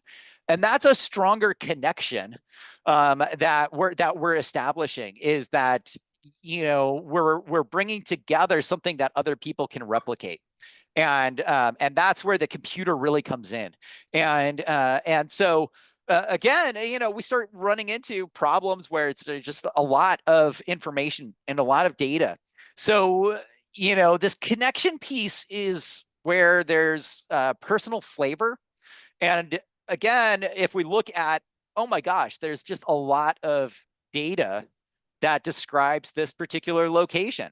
And I can go through and I can look at this, this way of describing the world, or I can look at another way. But the key is that there's just a lot out there, and connecting these two things together, whether it's through visuals or whether it's through actually making a table, that's what we want to emphasize. Is it's that association of really it's the same latitude, longitude, but the attributes of that location are where the complexity comes in. Thanks. So we have 2 more questions before we end. And seeing you toggle between 2 different data sets actually leads to the one of the questions, and that is accuracy. With so many different satellites like ISAT-2, JEDI, Copernicus, some of the ones that you highlighted here, Yeah. What's an example of good accuracy, average, and maybe poor accuracy for our students and our citizen scientists when they're making their observations to compare? How do they know what's a good comparison to something that is very good, very accurate, and something that is maybe not so accurate? Yeah, that's a really important one, because as I was highlighting, even though we're seeing the same location, I go to a different map, and in fact, the base map that they're using is slightly different. Okay, so one is just recognizing that you want to describe what you are actually using for your references. And so, one of the things is going in and actually reading about the product that is our base map. Okay. And so inside of here, it does, provide some information maybe about, where you need to go to find even more information about how that data was created. Or again, when we talk about and use the word accuracy, we're talking about, if I go to that spot, those coordinates, will I see the same thing as you, right? And so here we are basically saying, well, according to this, these are the numbers that I get, and if I go there, this is what we'll find. I want to stress that what's really important with all of this is that I just lost my whole map there. But one of the things that is really important is that as you're going through and looking at say a data layer, is that you should actually go up and click on the About This layer and read about the information. And sometimes inside of here, they actually will tell you what the analysis would be good for. And so, one of the things to stress is that if we can describe how well our data is located in the world, like I was showing you, then we can start looking at, well, how closely is this data to my point, to my location. And one of the big things is a map helps us with that, because we can quickly see, oh, here's my point, and here's the point that the map is showing. And I see the patterns. Oh, I can see that we're not in the same place, right? And so, a map is a way that we can actually quantify or describe how close are we in making the same measurements, of describing the same location. But it gets really complex when we start changing things and starting to look at, okay, data that doesn't show up, for instance, or having a data that is of different sizes, right? And so here is a data point that is really interesting, but it is also of a very coarse resolution. And so it's not only talking about the tree that I measured, it's also talking about the larger area. So when I go through and make a new point and actually get my my values, I need to think about. So here it gives me some carbon numbers, but I have to think about, well, how big of an area are they trying to describe, right? And so this is where, if we actually zoom out, you might start to see, yep.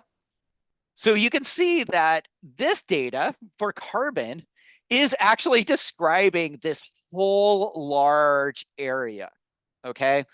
So when you go to read about this particular layer and the information about, well, how did they come up with this carbon estimate?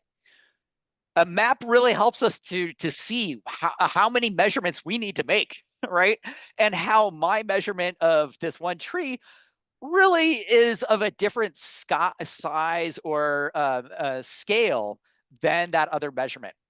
And so, you know, these are the things that tell me as a scientist, oh, I really need to go out there and make a lot more measurements if I want to be talking about the same things. Okay. So, you know, when you're presented with a map, you're presented with a value. And, you know, it's important to take that value, but then put it into some context. And one of the first places is, how big of an area are they trying to describe with that value, right? And so just putting it on this map like this is a great way where you can actually see the different sizes of area that are getting described by the different products. And I'm just drilling through and saying, well, for this one tree that I measured, here's all of the values that describe that location. And this one agrees with me really well, and this one doesn't agree with me very well. And part of that is because it is describing a much larger area than what I measured or what I described.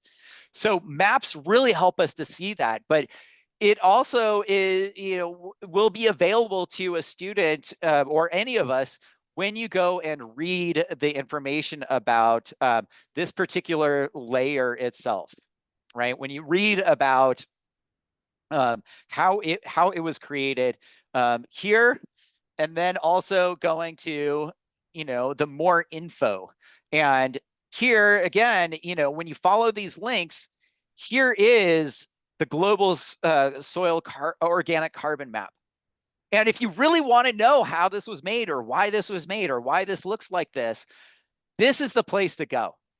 But again, you know, the thing I want to stress is that if we are working as a global community, we need to have the same data. And sometimes that means that we have to make a trade-off between that measurement size that we're making and some of these predictions that are out there. And so just recognize that even if the pixel is very large and it covers a large area, you can still use it to describe your location.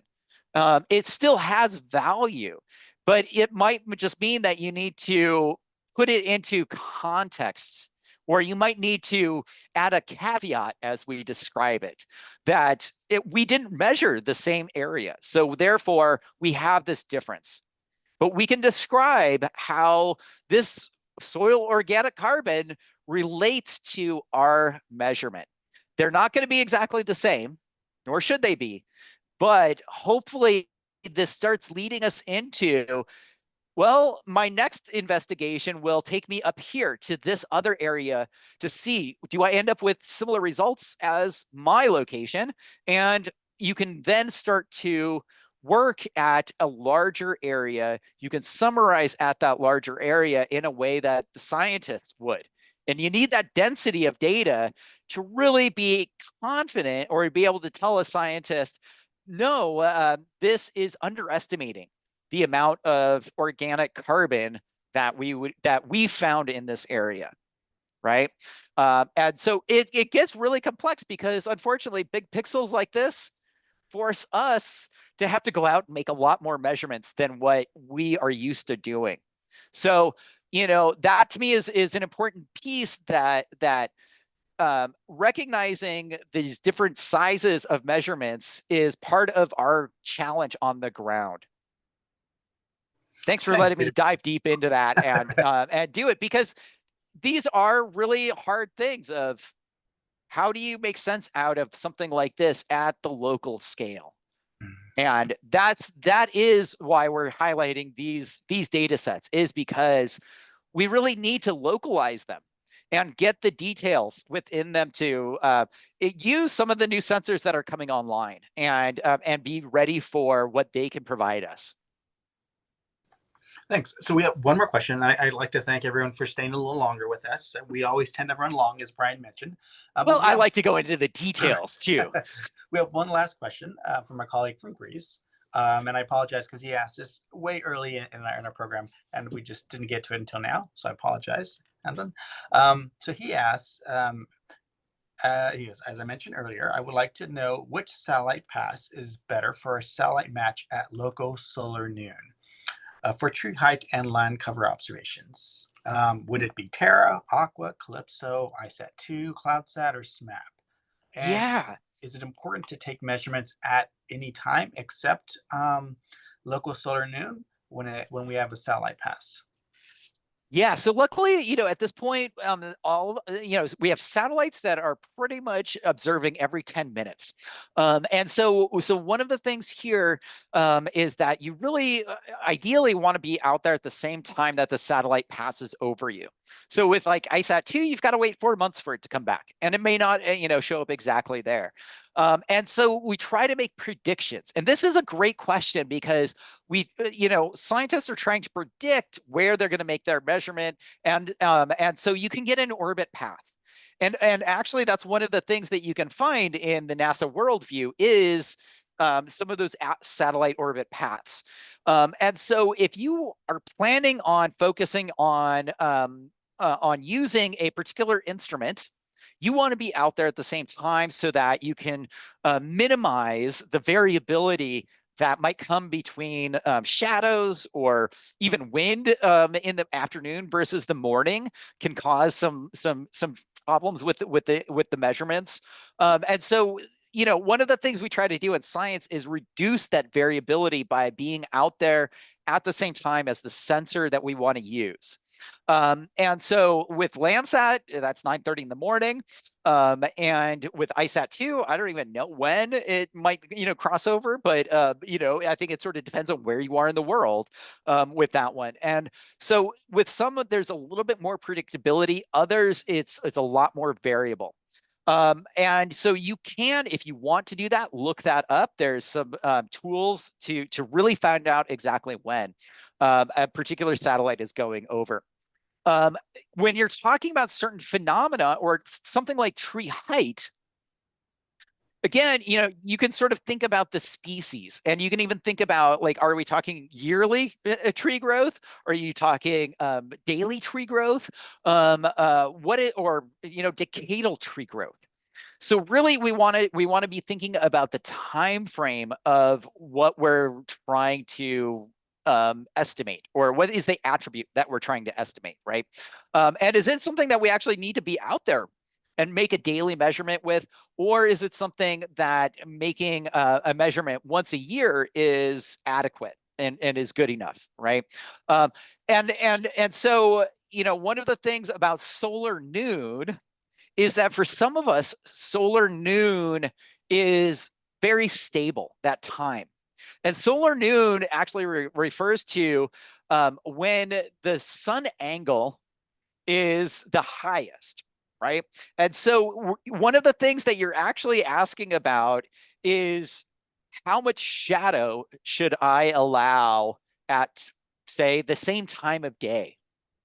Because as you move further north or further south from the latitude, from the equator, you'll get more and more, and that will actually be part of what gets measured. And, in certain areas, that variability is a lot less. And so the intensity of the sun is more consistent, and it's always at kind of the same angle. And so when you're doing remote sensing, those are variables that we want to try to minimize. Okay. And so, you know, it sort of gets into, you can actually use solar noon as a way of standardizing your data collection, or you can actually use that timing as a mechanism to line up with like the instrument that you want to work with, or again, the phenomena. Right. One of the things that we found is that certain trees will shut down and not photosynthesize in the middle of the afternoon compared to earlier in the day because it gets too hot out there. And so again, we really actually need to be thinking about what is the thing that we're trying to measure and how could that end up influencing our measurement. So, you know, it's a really long, complex answer to basically say, luckily, we have eyes in the sky almost every moment that you're out there making a measurement. But if you want to team up with a satellite, you want to go out there at the same time that satellite is out there and making that measurement. If you want to do repeat photos of the same tree and do a comparison year over year, you want to be out there at the same time that prior measurement was made. You want to minimize that variability that time and sun angle actually introduces into our measurements. Okay. So it is actually very complex to think about where you're making your measurement, where the sun is at, and how that can influence our measurements that either you get on the ground or that are coming from NASA. And it is a wonderful way to start actually thinking about that impact on maybe growth rates, or thinking about seasonality, thinking about canopy, or when you get cloud cover versus when you don't get cloud cover.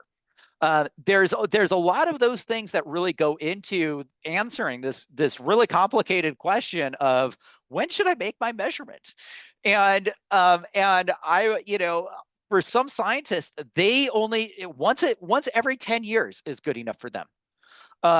Other scientists, they really need you out there at exactly that moment that satellite is going over, so that we can use it in that coincident way.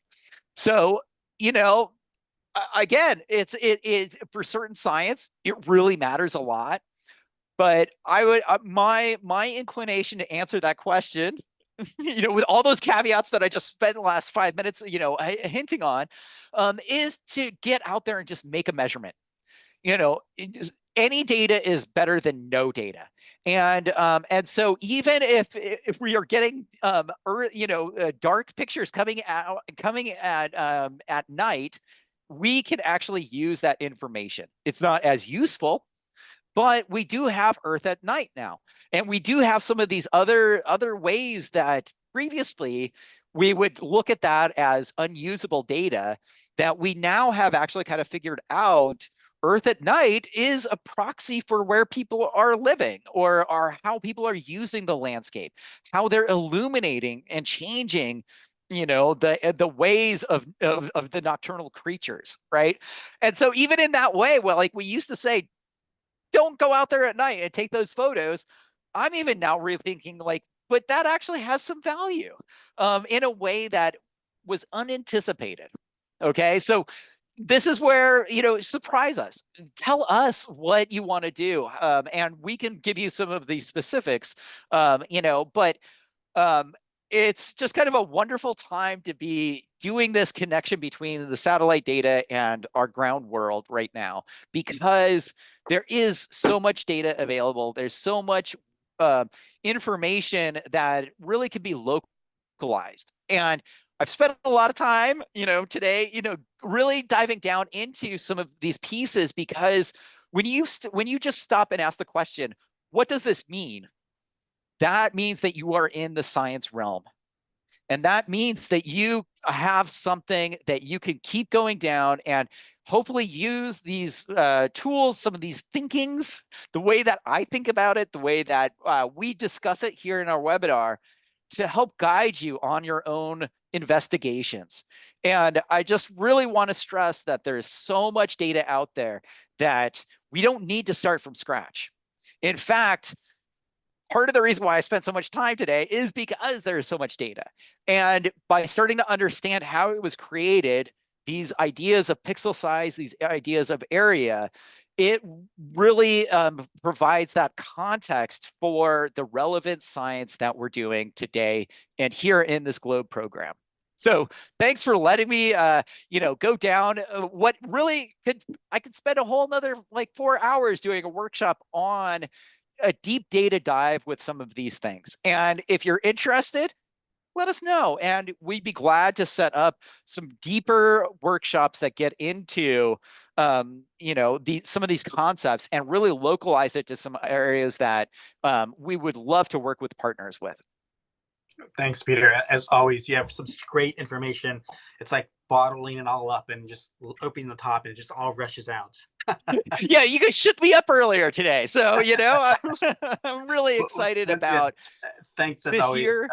You have a great resource for anything trees, land cover, or anything related with science. And I know our audience really appreciates that. So thank you very much. Definitely. And so with that, I'm going to turn it over to Brian so you can give some closing remarks and then we can close up. If there are any questions in the chat, maybe you want to look through and see if there's anything you want to add to them. Thanks. All right, Brian, over to you. All right. Thank you, Peter. Yeah, and thank you, Peter, for all that information today. That was great, very in-depth, and that's definitely what we need, as you mentioned, because there's so much data out there. How do we distill this, and how do we make sense of it? So I want to thank everyone who is here today, who stuck with us. So stay tuned for the recording to come out soon, probably first thing tomorrow morning, because Zoom has to process it. And then they'll get it to me, and then I'll do some uploading and stuff. So remember, the next webinar will be at noon Eastern time on Tuesday, the 10th of September, which is 4 p.m. UTC, 6 p.m. Central European time. So thank you, everyone, and talk to you soon. And if you have questions, like Peter mentioned, feel free to email us anytime. Thanks, and looking forward to seeing you all soon. Bye.